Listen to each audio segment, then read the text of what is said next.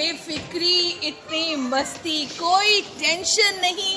ये वो बच्चे हैं जिन्होंने सुबह आराम से उठना है, मामा पापा ने ब्रश करवाना है, दूध पिलाना है, ब्रेकफास्ट करवाना है, यूनिफॉर्म डलवानी है और स्कूल छोड़ के जाना है।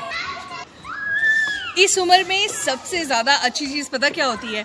आपके नानू नानी दादू दादी सब एंगेज होते हैं।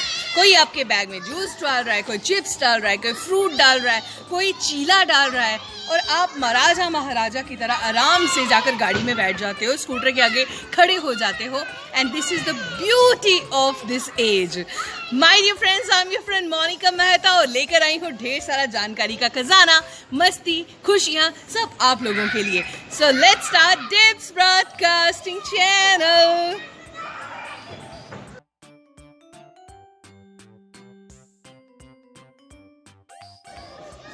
प्यारे बच्चों, कभी आपने देखा है कि जब आप ब्लैंकेट लेकर या रजाई लेकर आराम से सो रहे होते हो तो अचानक बाहर से आवाज आती है गली में से और आप सोचते हो कि कोई गुजरा होगा इसलिए डॉग ऐसे रो रहा है या बात कर रहा है। एक्चुअली उनको ठंड भी लग रही होती है, उनको भूख भी लगी होती है। यू नेवर नो उनको किसी ने खाना दिया है कि नहीं दिया, किसी ने बिस्किट, ब्रेड, दूध डाला है या नहीं डाला है।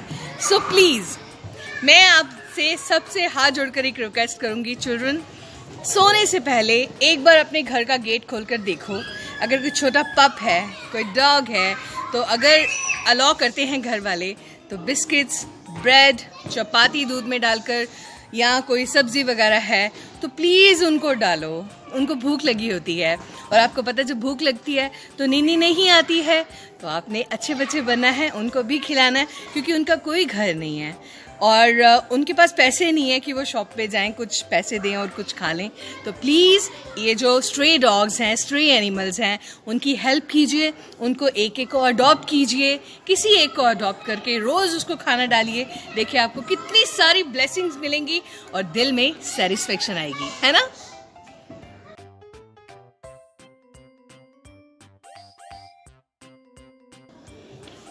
डियर चिल्ड्रन, आपको पता है कि साइंटिस्ट ये कह चुके हैं कि अगर हनी बीज इस दुनिया से लुप्त हो जाए, एक्सटिंक्ट हो जाए, तो पूरी दुनिया कुछ ही दिनों में ख़त्म हो जाएगी। आपको पता है मैकडॉनल्ड ने कितना अच्छा इनिशिएटिव लिया है। उन्होंने कुछ फॉरेन कंट्रीज़ में जंगलों में मैक हाइव्स बनाए हैं, छोटे छोटे से लकड़ी के घर बनाए हैं जिनको उन्होंने मैक हाइव का नाम दिया है। उसमें कुछ खाने पीने का सामान है और वो पेड़ों से घिरा हुआ, घास में रखा हुआ एक छोटा सा घर है लकड़ी का, जहाँ पर हनी बीज आ सकती हैं, रह सकती हैं, खा पी सकती हैं, अपना छत्ता बना सकती हैं और वहाँ पे उनको ह्यूमन से कोई डेंजर नहीं होगा, कोई मौसम का उनको कोई डर नहीं होगा। वो आराम से वहाँ पर रह सकती हैं, अपने हनी बना सकती हैं और अपने आप को सेफ रख सकती हैं क्योंकि उनका सेफ रहना इस दुनिया के सेफ रहने के लिए बहुत ज़रूरी है।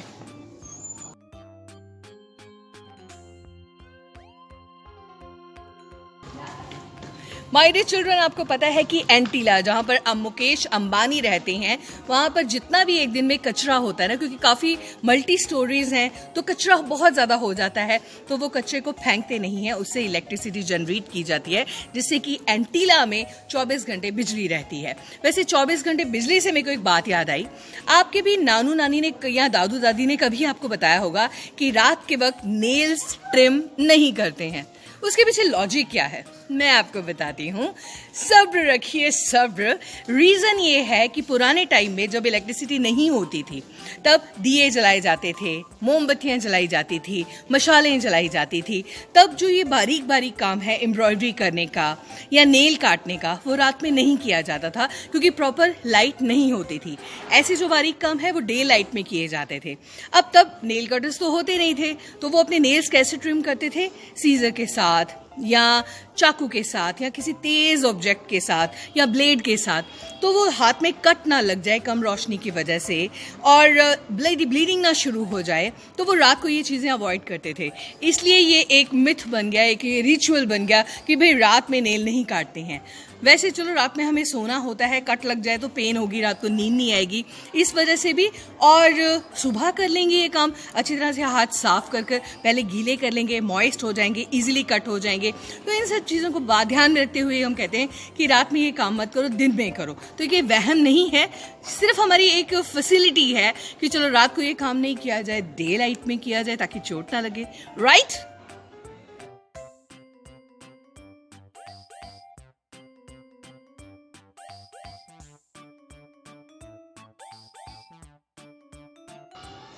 अरे भैया, लोग अपनी YouTube वीडियोस को पॉपुलर करने के लिए क्या क्या नहीं करते, फूड ब्लॉग बनाते हैं। और मुझे बड़ी हैरानी होती है कि जब हम कोई नॉलेज की बात करते हैं, कोई सियानी बात करते हैं, उसको इतने व्यूज़ नहीं मिलते, मगर जो लोग सिर्फ ईटिंग करते हैं और उनको मतलब 15 मिनट में 1.5 के व्यूज़ तक मिल जाते हैं। सी द डिफरेंस, लोगों का टेस्ट देखिए। वैसे चाइना में एक फूड ब्लॉगर थे, उनका रेस्टोरेंट में जाना बैन हो गया। रीज़न, वो जो होटल वाले हैं वो कहते हैं हम बफ़े लगाते हैं कि इतने पैसों में आप बफ़े रज के खाइए, पेट भर के खाइए। मगर इन महाशय ने तो हद ही कर दी। पहली विजिट में हमारे पास आए, इन्होंने अपना फूड ब्लॉग बनाना था और ये 1.5 kg चिकन खा गए। अब अगली विजिट में ये 4 kg प्रॉन्स खा गए। कहते हम इतना पैसा नहीं अफोर्ड कर सकते, चलो इनको तो अपनी YouTube से बहुत पैसे मिल जाएंगे, मगर हमारा क्या होएगा। इसलिए उन्होंने उस फूड ब्लॉगर को अपने रेस्टोरेंट से बैन कर दिया। फिलहाल हमें ऐसा कुछ नहीं है, हम अपने दोस्तों के पास जाते हैं, हम अपने बच्चों के पास जाते हैं, उनको नॉलेज देते हैं, पॉजिटिविटी देते हैं, और तभी तो हमारे डिप्स ब्रॉडकास्ट के साथ इतने सारे लोग जुड़े हैं, है ना?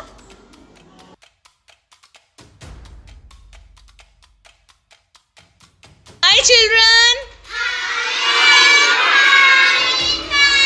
Do you know me? Yes, ma'am. Tell my name. Who am I?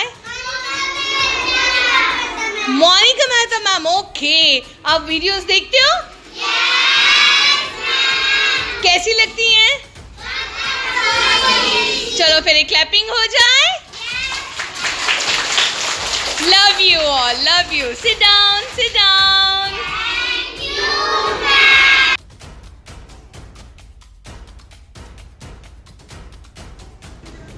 My dear buddies, आपके एग्जाम आने वाले हैं और सर्दियों में ना मन नहीं करता कि पढ़ाई की जाए, मगर मन को मारकर आप जब पढ़ाई करेंगे आपके अच्छे मार्क्स आएंगे और जिस प्राउड के साथ, जिस कॉन्फिडेंस के साथ अपने पेरेंट्स को आप बताओगे कि मामा मेरे इतने मार्क्स आए हैं, you will be the happiest person of this world.